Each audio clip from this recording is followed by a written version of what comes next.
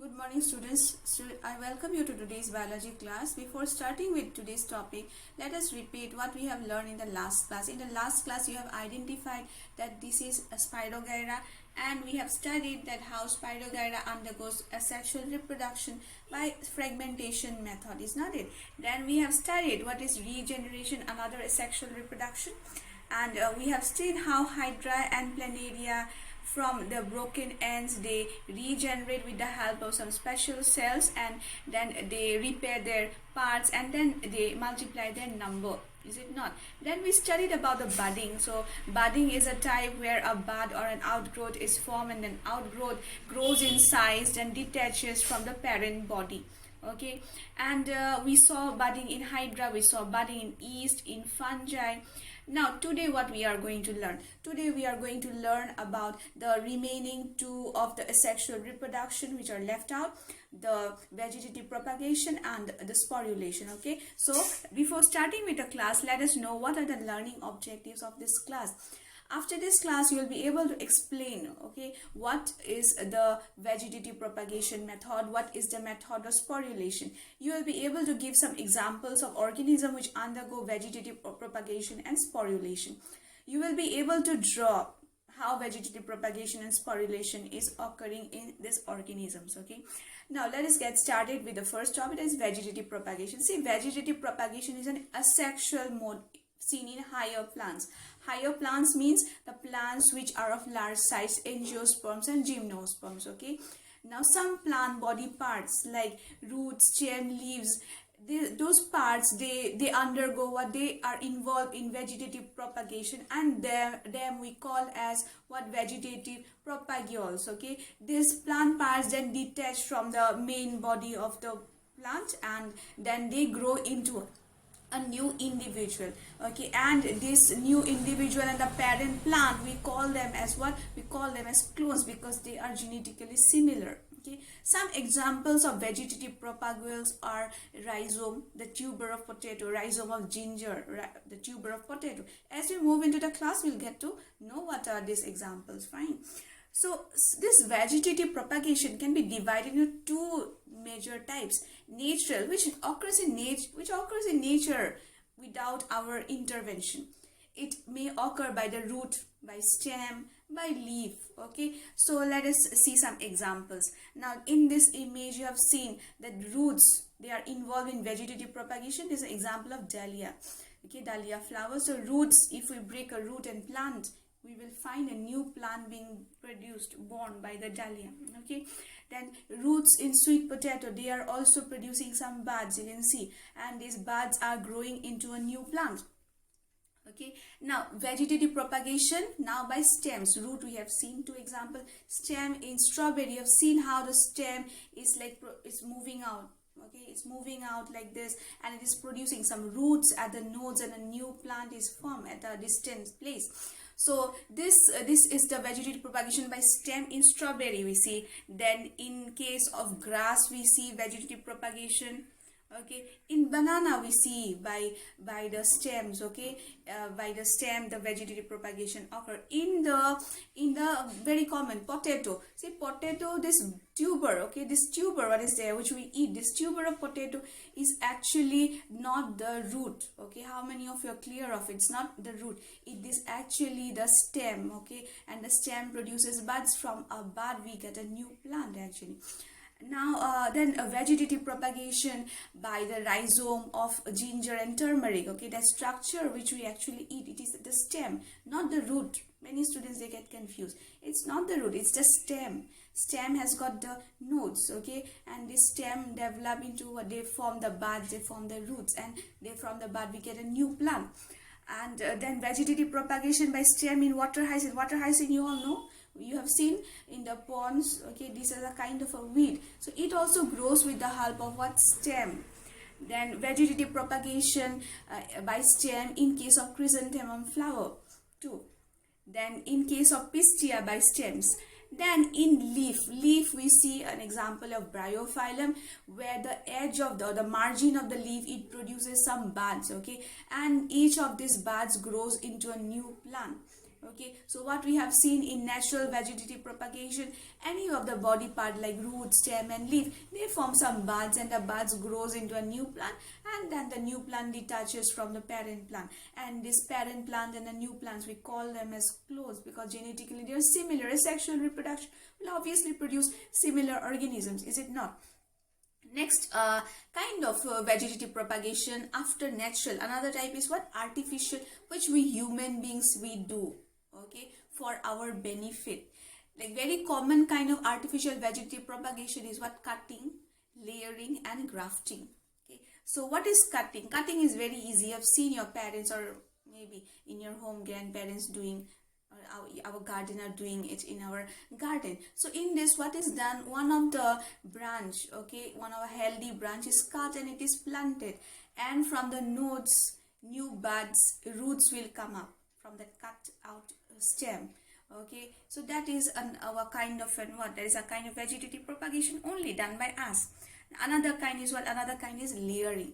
Now layering, what we do, a plant is already planted and a branch which is quite long, it is folded, and one of the portion is dig inside soil, and that portion is watered frequently, and from the nodes of that that part of the branch, the roots develop, okay, and then we get a new plant, okay, in its surrounding, and we can cut out that, we can detach that stem also, that layered, that bending stem, and we can plant them in a new area for increasing the number. That is about layering. Now important is grafting. Grafting is a very special kind of artificial vegetative propagation where a plant, okay, a plant is already planted. It's attached to the soil, which we call a stalk. You can see in the image, it's called a stalk. Another part, which is the scion. Scion is brought from another plant outside. That scion and stalk are, this scion and stalk are joined. Okay, we have to join them so the tissues they match, and then it's wrapped with the help of some kind of cloth or some bandage, and it is what? It is waxed to seal the ends. Okay, so this method is called as what? Grafting. Fine. So grafting is a special one. Grafting is used to develop new kind of new varieties of fruits. Maybe we have seen grafting of mango. We have heard about a man who had done grafting of 100 mango plants which were born by a single stalk. Okay, so these are certain applications of artificial vegetative propagation. Last, we will see what will see advantages of vegetative propagation. See, mainly this vegetative propagation, they can reproduce. Okay, they can generate plants which do not produce seeds. The plants which are taking so long to produce seeds, to flower and produce seeds, can reproduce in very short amount of time. Another advantage is that if we need genetically similar plant, a plant which we have, which is very good variety of fruit it is producing, okay, it's very good, disease resistant also. Now for it, how can you get that good quality plants in more number? By vegetative propagation. Vegetative propagation, of course, produces, I already mentioned, produces what? Large number of offsprings also. So these are the 4 advantages, okay? It is useful for the plants which take so long time to produce seeds. It's useful for the plants which have forgotten the process of producing seeds, and it is also producing the genetically similar plants. It is producing large number of plants compared to sexual reproduction. Okay. Now, one of the application, okay, of this vegetative propagation is tissue culture. Tissue culture is a new technology. It is not as old as like grafting and cutting, layering. It is a new technique which is done in laboratory, not outside in the garden. So in tissue culture, what is tissue culture? In tissue culture, some tissues are taken out from meristematic area of the plant, okay, the plant which we want to increase the number. Then that tissue is what? This tissue is grown in nutrient media, and then this tissue will increase its number of cells and form a large tissue which we call as callus. You can see in that image. Then that callus will again grow, it will form an embroid and then an embryo, and that embryo will again grow into what? Small seedling, and all this process will grow in a nutrient medium. Nutrient medium contains some foods like some sucrose, some vitamins will be given. Okay, it's not, the eggplant cannot grow in soil, so it has to be grown out in what? Nutrient media. Now the seedling which is grown, which has developed in a nutrient media, it has to be sent to the what? It has to be sent to the soil now, and in the soil it will grow into a plant. So from a tissue, how many cells can we take out? And every cell will result into what? One new plant. So by tissue culture we get the same, genetically same kind of plants, and but one more in number. Okay, now another or the last method, last asexual method which is included in the class 10 syllabus is sporulation. Now sporulation is seen in this organism which is in front of you. In the bread, what is growing? What grows? It's a fungi. So generally when we see the fungi under the microscope, we see some kind of filament structures. Okay, but these filament like structures are not the reproductive structures. Reproductive structures are this, in fact. See, reproductive structures are some knob-like structures which you can see in the image. Okay, these structures are what? The structures of are sporangia. So some plants, okay, like ferns, moss, and even fungi, they reproduce by this method of sporulation. This sporangia, as I told you, the knob-like structure, they produces some spores, and spores are some reproductive units, and these spores are covered by a thick layer, and that thick layer protects the spores inside from adverse condition like high temperature, drought, flood, okay, acidic, alkaline condition. These spores, when they are inside sporangia, they will mature, and then the sporangia will burst out. Okay, and the spores will be liberated, falling in the nearby area, maybe in the trees, maybe in animals, maybe in our food also. Okay, and they may be also carried by the air, water to a distant place, and these spores, what will happen? These spores will then germinate, and they will develop this filament like structure, and it is a fungi. Okay, so that means the fungi has reproduced, it has moved from one place to another, increase its number. Okay, so what we have studied in this whole chapter till asexual reproduction, let us repeat, okay, at the end. So we have studied from the first class, I'm repeating, we have studied that reproduction is a process by which living organisms produce new individuals which are similar to themselves. Reproduction ensures the continuity of the species. Without reproduction, the species will be wiped out. Then we also got to know that reproduction is a kind of a bridge with the help of which the heredity or the characters are transferred from the parents to the offspring. This reproduction, if it's involving heredity, reproduction needs copying of the DNA. Okay, and sometimes what happens in copying of DNA, there might be some variations.